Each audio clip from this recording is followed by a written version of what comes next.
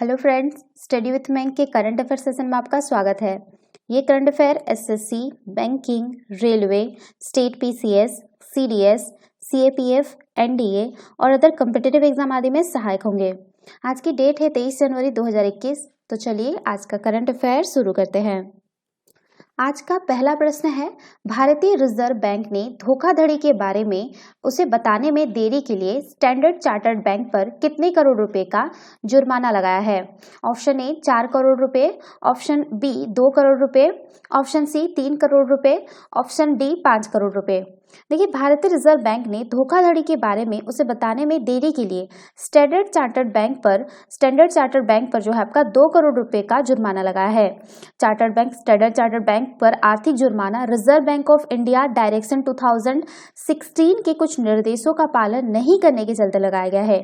केंद्रीय बैंक ने एक बयान में कहा कि आरबीआई को धोखाधड़ी के बारे में बताने में देरी के लिए जुर्माना लगाया गया है, जिसका पता जो है 31 मार्च 2018 और 31 मार्च 2019 को बैंक के सामूहिक निरीक्षण के दौरान चला। तो इसका सही आंसर होगा ऑप्शन बी 2 करोड़ रुपए। चलिए नेक्स्ट क्वेश्चन पे चलते हैं। जकार्ता में आसियान सचिवालय में भारत का अगला राजदूत किसे नियुक्त किया गया है? Option A Jayant Khobragade, option B Rahul Sachdeva, option C Anil Khobragade, option D Vikram Mistry. देखिए, जयंत खोब्रागडे को जकार्ता में आसियान सचिवालय में भारत का अगला राजदूत नियुक्त किया गया है। विदेश मंत्रालय के बयान के अनुसार जयंत खोब्रागडे अभी मुख्यालय में संयुक्त सचिव के रूप में कार्यरत है। उन्हें जकार्ता में आसियान सचिवालय में भारत का अगला राजदूत नियुक्त किया गया है। बयान के अनुसार जो है जयंत खोब्रागडे 1995 बैच के भारतीय विदेश सेवा के अधिकारी है।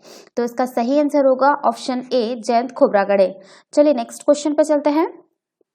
निम्न में से किस बॉलीवुड अभिनेता के नाम पर दक्षिणी चीन में एंड्रयूजगंज में एक सड़क का नामकरण किया जाएगा? ऑप्शन ए, ये ध्यान रखिएगा, दिल्ली के एंड्रयूजगंज में है, ठीक है। Option A Salman Khan, option B Amitabh Bachchan, option C Sushant Singh Rajput, option D Prem Chopra. देखिए, दक्षिण दिल्ली के एंड्रयूजगंज में एक सड़क का नाम जो जल्द ही दिवंगत अभिनेता सुशांत सिंह राजपूत के नाम पर रखा जाएगा। इलाके में नगर निकाय ने इससे संबंधित प्रस्ताव को मंजूरी दे दी है। यह खबर जो है आपका सुशांत सिंह राजपूत के 35वें जन्मदिन पर सबके सामने आई है। पिछले साल 14 जून को मुंबई के बांद्रा में अपने घर में सुशांत सिंह मृत मिले थे। दक्षिण दिल्ली नगर निगम में कांग्रेस पार्षद अभिषेक दत्त ने सितंबर 2020 में सड़क का नाम अभिनेता के नाम पर रखने का प्रस्ताव रखा है। तो इसका जो सही आंसर होगा वो होगा ऑप्शन सी सुशांत सिंह राजपूत। चलिए नेक्स्ट क्वेश्चन पे चलते हैं।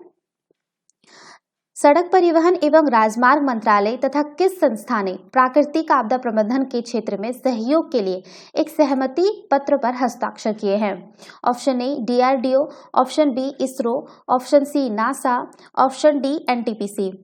देखिए, सड़क परिवहन और राजमार्ग मंत्रालय तथा रक्षा अनुसंधान एवं विकास संगठन ने प्राकृतिक आपदा प्रबंधन के क्षेत्र में सहयोग के लिए एक सहमति पत्र पर हस्ताक्षर किए हैं। समझौते के मुताबिक डीआरडीओ और सड़क परिवहन एवं राजमार्ग मंत्रालय भू खतरा प्रबंधन से संबंधित पारस्परिक लाभ के विभिन्न क्षेत्रों में सहयोग करेंगे। डीआरडीओ भारत की रक्षा से जुड़े अनुसंधान कार्यों के लिए देश की अग्रणी संस्था है। यह संगठन भारतीय रक्षा मंत्रालय की एक आनुषंगिक इकाई के रूप में काम करता है। तो इसका सही आंसर होगा ऑप्शन ए डीआरडीओ। चलिए नेक्स्ट क्वेश्चन पे चलते हैं। किस राज्य सरकार ने हाल ही में महात्मा गांधी राष्ट्रीय ग्रामीण रोजगार गारंटी अधिनियम यानी मनरेगा के तहत कार्य दिवसों की संख्या को मौजूदा 100 दिनों से बढ़ाकर 150 दिन करने की घोषणा की है? Option A Jharkhand, option B Uttarakhand, option C Delhi, option D Punjab. देखिए, उत्तराखंड सरकार ने महात्मा गांधी राष्ट्रीय ग्रामीण रोजगार गारंटी अधिनियम यानी मनरेगा के तहत कार्य दिवसों की जो संख्या है वो मौजूदा 100 दिनों से बढ़ाकर 150 दिन करने की घोषणा की है। मनरेगा के तहत कार्य दिवसों में वृद्धि की हुई घोषणा उत्तराखंड के मुख्यमंत्री त्रिवेंद्र सिंह रावत ने की थी। मनरेगा कार्य दिवसों को बढ़ाने में आने वाली लागत का वहां उत्तराखंड सरकार द्वारा किया जाएगा। जो लागत है उसका वहन उत्तराखंड सरकार करेगी, ध्यान रखिएगा। मनरेगा जो है आपका वर्ष 2005 में पारित किया गया था। मनरेगा का उद्देश्य ग्रामीण क्षेत्रों में आजीविका सुरक्षा प्रदान करने के लिए 100 दिनों का रोजगार प्रदान करना है। तो इसका सही आंसर होगा ऑप्शन बी उत्तराखंड। चलिए नेक्स्ट क्वेश्चन पे चलते हैं। अडानी समूह ने हाल ही में कितने हवाई अड्डों के विकास, संचालन और प्रबंधन के लिए भारतीय विमानपत्तन प्राधिकरण के साथ एक रियायत समझौते पर हस्ताक्षर किए हैं? Option A 5, option B 7, option C 3, option D 4। देखिए, अडानी समूह ने हाल ही में 3 हवाई अड्डों के विकास, संचालन और प्रबंधन के लिए भारतीय विमानपत्तन प्राधिकरण के साथ एक रियायत समझौते पर हस्ताक्षर किए हैं। जिन 3 हवाई अड्डों के लिए समझौते पर हस्ताक्षर किए हैं उनमें आपका गुवाहाटी, लिख दे रही हूँ, नोट डाउन कर लीजिएगा, गुवाहाटी, आपका दूसरा है आपका जयपुर और तीसरा है आपका तिरुवनंतपुरम। ओके, ये 3 हवाई अड्डों पर समझौता हुआ है। ठीक है, हवाई अड्डों का विमानपत्तन प्राधिकरण भारतीय विमानपत्तन प्राधिकरण के साथ, ठीक है, ध्यान रखिएगा। और इस रियायत समझौते के अनुसार गौतम अडानी के नेतृत्व वाली अडानी समूह को 6 महीने के भीतर हवाई अड्डों का नियंत्रण प्राप्त करना होगा। यह समूह अब अगले 50 वर्षों के लिए हवाई अड्डों का विकास, प्रबंधन और संचालन करेगा। तो इसका सही आंसर होगा ऑप्शन सी 3। चलिए नेक्स्ट क्वेश्चन पे चलते हैं। निम्न में से किस राज्य सरकार ने बागवानी विकास मिशन की घोषणा की है? Option A Gujarat, option B Bihar, option C Tamil Nadu, option D Jharkhand. देखिए, गुजरात के मुख्यमंत्री ने हाल ही में बागवानी विकास मिशन की घोषणा की है। इसे बागायत विकास मिशन भी कहा गया है। इस मिशन का मुख्य उद्देश्य बागवानी और औषधि खेती में शामिल किसानों की आय को दोगुना करना है। इस मिशन के तहत औषधीय और बागवानी फसलों की खेती के लिए गुजरात राज्य सरकार की बेकार पड़ी भूमि को 30 साल के पट्टे पर प्रदान किया जाएगा। तो इसका सही आंसर होगा ऑप्शन ए गुजरात। चलिए नेक्स्ट क्वेश्चन पे चलते हैं। निम्न में से किस ट्रेन का नाम बदलकर नेताजी एक्सप्रेस कर दिया गया है? Option A Purushottam express, option B Howrah कालका mail, option C Vikramshila express, option D Mysore Solapur Gol Gumbaz express. देखिए, भारतीय रेलवे ने नेताजी सुभाष चंद्र बोस की 125वीं जयंती के मौके पर बड़ा ऐलान किया है। हावड़ा कालका मेल का नाम अब नेताजी एक्सप्रेस होगा। रेल मंत्री पीयूष गोयल ने ट्वीट कर इसकी जानकारी दी है। अब ध्यान रखिएगा, 1 जनवरी 1866 को कालका मेल पहली बार चली थी। कालका मेल जो थी आपका वो फर्स्ट टाइम 1 जनवरी 1866 को चला था। और उस वक्त जो इस ट्रेन का नाम था वो आपका 63 अप हावड़ा पेशावर एक्सप्रेस था। ठीक है, पेशावर एक्सप्रेस था। 18 जनवरी 1941 को फिरंगियों को चकमा देकर नेताजी सुभाष चंद्र बोस इसी ट्रेन पर धनबाद जिले के गोमो जंक्शन से सवार होकर निकले थे। नेताजी की यादों से जुड़ी होने के कारण ही रेलवे ने कालका मेल का नामकरण नेताजी एक्सप्रेस के रूप में किया है। तो इसका जो सही आंसर होगा ऑप्शन बी हावड़ा कालका मेल। ध्यान रखिएगा, आज जो है आपका 23 जनवरी है और 23 जनवरी ही आज नेताजी सुभाष चंद्र बोस का जयंती है। ठीक है, तो इसका सही आंसर होगा ऑप्शन बी हावड़ा कालका मेल। चलिए नेक्स्ट क्वेश्चन पे चलते हैं। हाल ही में कौन से देश ने शाहीन 3 मिसाइल का सफल परीक्षण किया है?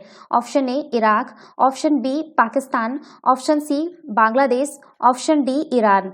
देखिए, हाल ही में जो है पाकिस्तान ने शाहीन 3 मिसाइल का सफल परीक्षण किया है। यह परमाणु क्षमता वाली सतह से सतह पर मार करने वाली बैलिस्टिक मिसाइल है जो 2750 किलोमीटर तक के लक्ष्य को भेज सकती है। मिसाइल का प्रक्षेपण हथियार प्रणाली के विभिन्न डिजाइन और तकनीकी मापदंडों को पुनः मान्यता प्रदान करने के उद्देश्य से किया गया था। हाल ही में जो है आपका चीन भारत के मध्य बढ़ते तनाव के दौरान चीन ने जो है भारत से चीनी और पाकिस्तानी वायुसेना के मध्य ईगल 9 या शाहीन 9 भी से बोला जाता है सैन्य अभ्यास को एक तटस्थ दृष्टिकोण से देखने के लिए कहा था। अब भारत की कुछ बैलिस्टिक मिसाइल के बारे में बात करें तो इसमें आपका सौर्य मिसाइल, ब्रह्मोस मिसाइल, पृथ्वी मिसाइल, अग्नि मिसाइल आदि हैं जो कि भारत के बैलिस्टिक मिसाइल है। और ये जो है आपका वो पाकिस्तान का बैलिस्टिक मिसाइल है शाहीन 3। तो इसका सही आंसर होगा ऑप्शन बी पाकिस्तान। चलिए नेक्स्ट क्वेश्चन पे चलते हैं। इलेक्ट्रॉनिक्स एवं सूचना प्रौद्योगिकी मंत्रालय ने देश की पहली क्वांटम कंप्यूटिंग एप्लीकेशन प्रयोगशाला विकसित करने के लिए कौन से वेब सर्विसेज के साथ सहयोग की घोषणा की है? Option A Amazon, option B Netflix, option C NIC, option D है आपका इनमें से कोई नहीं। देखिए, हाल ही में जो है इलेक्ट्रॉनिक्स एवं सूचना प्रौद्योगिकी मंत्रालय ने देश की पहली क्वांटम कंप्यूटिंग एप्लीकेशन प्रयोगशाला विकसित करने के लिए अमेज़न वेब सर्विसेज के साथ सहयोग करने की घोषणा की है। इस नई प्रयोगशाला का उद्देश्य कंप्यूटर डेवलपरों, वैज्ञानिकों और प्रशिक्षण समुदायों को क्वांटम कंप्यूटिंग के विकास हेतु उपयुक्त माहौल प्रदान करना है। भारतीय वैज्ञानिक समुदाय को उन्नत प्रौद्योगिकियों तक पहुंच प्रदान करना देश में वैज्ञानिक प्रगतियों की दिशा में महत्वपूर्ण हो सकता है। इस प्रयोगशाला में शोधकर्ताओं से विषय विशेषज्ञों के साथ कार्य करने हेतु आवेदन आमंत्रित किया जाएगा। चयनित आवेदकों को क्वांटम कंप्यूटिंग हार्डवेयर, सिमुलेटर और प्रोग्रामिंग उपकरण प्रदान किए जाएंगे। हालांकि अभी तक यह स्पष्ट नहीं किया गया है कि यह नई प्रयोगशाला national mission on quantum technologies and applications के दायरे में आती है अथवा नहीं। केंद्र सरकार ने बीते वर्ष केंद्रीय बजट में national mission on quantum technologies and application के तहत 5 वर्ष के लिए जो है आपका 8,000 करोड़ रुपए खर्च करने की घोषणा की थी। इस मिशन का उद्देश्य क्वांटम कंप्यूटिंग से जुड़ी तकनीकों को विकसित करना एवं भारत को अमेरिका एवं चीन के बाद इस क्षेत्र में दुनिया का तीसरा सबसे बड़ा देश बनाना है। क्वांटम कंप्यूटिंग तकनीक के महत्व को देखते हुए तमाम देशों द्वारा इस क्षेत्र में निवेश किया जा रहा है। चीन ने अपनी national laboratory for quantum information sciences में $10 बिलियन का निवेश किया है। तो इसका जो सही आंसर होगा वो होगा ऑप्शन ए, अमेज़न। तो ये थे आज के करंट अफेयर। वीडियो पसंद आए तो लाइक, शेयर और कमेंट करना ना भूलें। साथ ही साथ चैनल को सब्सक्राइब करना ना भूलें। Thanks for watching. Have a nice day. Take care.